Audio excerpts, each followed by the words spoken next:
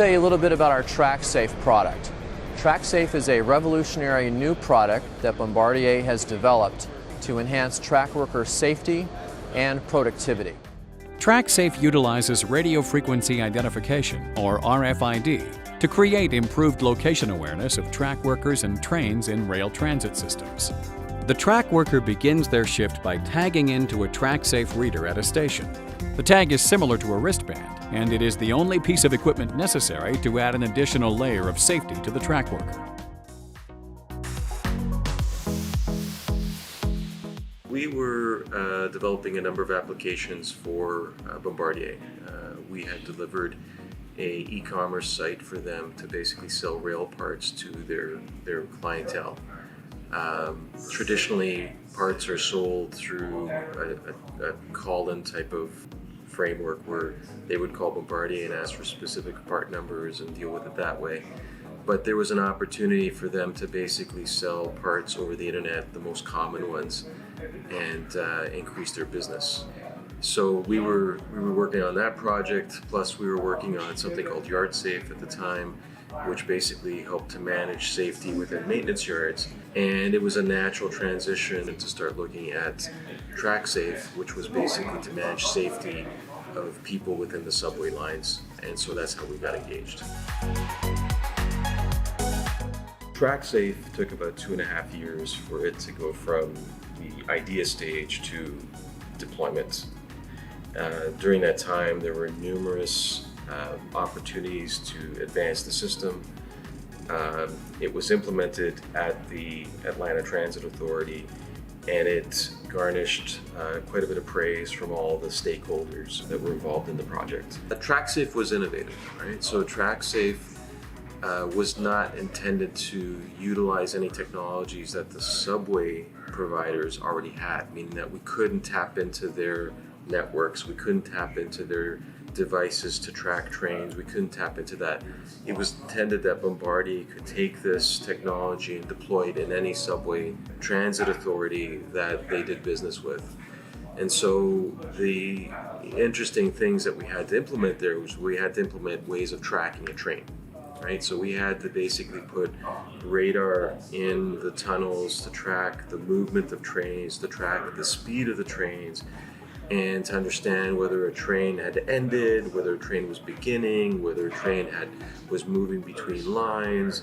And we had to also track people as well. So we had to track that a person was allowed to be on the track, meaning that there had to be some device that would allow for scheduling and actually allow him to basically tag in to say, I'm now entering the subway tunnel.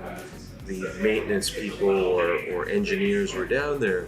We then had to track their movement along the train system so that someone could go online and say, okay, where are these people? Are there any trains beside them? And as trains were moving through there, we had to have ways of alerting both the train operator and the maintenance workers that the two of them were there. In theory, you're not supposed to slow a train down, again, because the intent of the subways are to be on schedule, on time, and pick up people and move them from destination to destination. But a operator having knowledge that someone's there could take precautions to ensure that he ensures the safety of those people that are in the tunnels themselves. This was not just a software development opportunity, right? The opportunity here was we had to develop technology, we had to develop hardware, we had to develop maintainable hardware where each piece of hardware had its own independent operating system and it had to be intelligent. So it had to be intelligent hardware to say that I'm operational, I'm not operational, I'm sending you a signal, I'm not sending you a signal. So that was part of the thing that we had to deal with. Plus we had to deal with extreme weather requirements in Atlanta itself. Atlanta in the summertime is a very, very hot environment, and in a subway tunnel, it's an even hotter environment. So we had to deal with those kind of weather extremes that existed within Atlanta. And then just the sheer nature of the geographic space that we had to implement this in. So we had to put in all the cabling requirements for it. We had to put in all the servers in each separate station that this ran in, and we had to put in control centers to basically monitor all of this. And so there was a lot of new things that we had to develop and come up with in this new environment that we were dealing with. Safety within the rail industry, especially a subway, is of utmost importance. Like, it could be catastrophic to have someone down in a tunnel that shouldn't be there, or even if they're there, if they get injured, it normally leads to some catastrophic type of injury. And so any type of system that you can implement there to improve their safety is greatly accepted by the average workers on there, especially one that doesn't require them to take active action. Meaning that in this case, the actions that had to happen were scheduling. So you had to schedule your time that you were going to be in that specific area. Secondly, there had to be some form of access restriction. So you had to basically use a pass card that would go in and say, okay, passed all my requirements, meaning that I have the right safety accreditations, they're all valid, and I have approval to be here.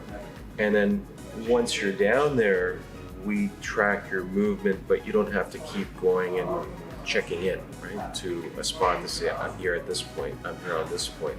We used long-range RFID readers to track where the people were on the track. So as long as they were within a certain vicinity of that reader, they were picked up. Thank you for watching. If you'd like to learn more, please go to rivit.ca, like, comment, and subscribe.